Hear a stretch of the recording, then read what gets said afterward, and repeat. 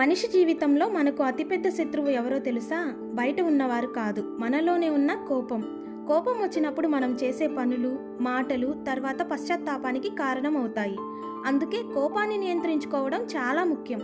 దీనిని ఒక చిన్న కథ ద్వారా చూద్దాం. ఒక ఊరిలో ఒక గురువు ఉండేవారు. ఒకరోజు ఆయన శిష్యులకు ఒక పరీక్ష పెట్టాడు.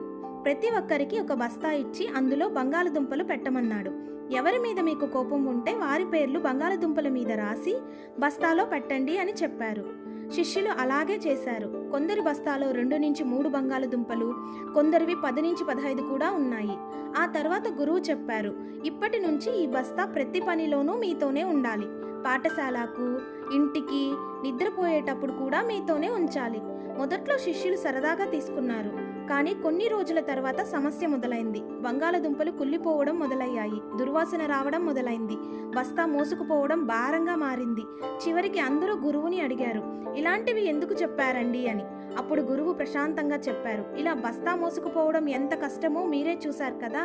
అలాగే మన హృదయంలో కోపం పెట్టుకుని తిరిగితే అది మన మనసుని పాడు చేస్తుంది. అది మనకి నష్టం చేస్తుంది. కోపం వచ్చినప్పుడు వెంటనే స్పందించకండి. ఒక్క శ్వాస తీసుకొని ఆలోచించండి. ఎందుకంటే మనం కోపాన్ని జయించినప్పుడు మనం నిజమైన విజేతలం అవుతాము.